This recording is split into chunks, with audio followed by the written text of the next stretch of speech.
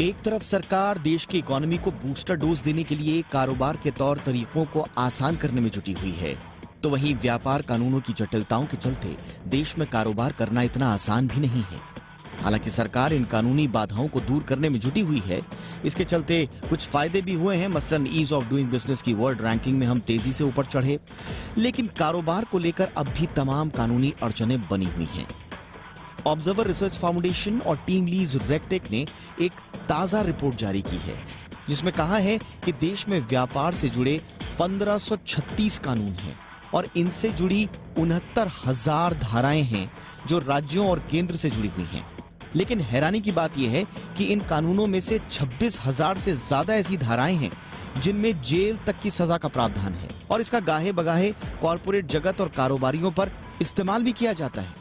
देश के 5 ऐसे राज्य हैं जहां पर व्यापार कानूनों से जुड़ी ऐसी 1000 से ज्यादा धाराएं हैं। इनमें जेल तक की सजा है। यही नहीं, 5 धाराओं में से 2 में कम से कम 1 साल तक की जेल की सजा का प्रावधान है। गुजरात में जहां ऐसी धाराओं की संख्या 1450 से ऊपर है, वहीं पंजाब में इसकी संख्या 1300 के करीब, महाराष्ट्र में 1200 से ज्यादा, कर्नाटक में लगभग 1200 और तमिलनाडु में इसकी संख्या 1000 के ऊपर है।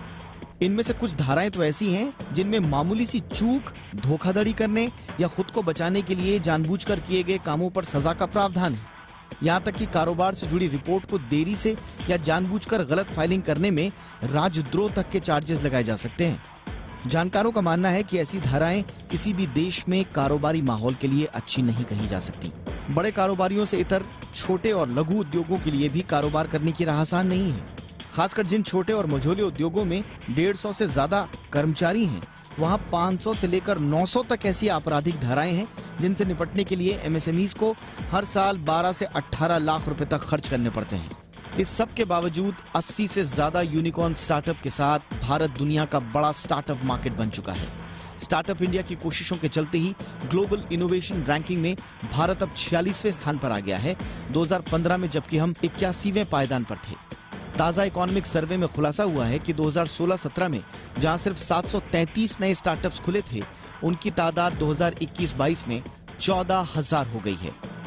फिलहाल सरकार की ईज ऑफ डूइंग बिजनेस की कोशिशें जोरों पर हैं।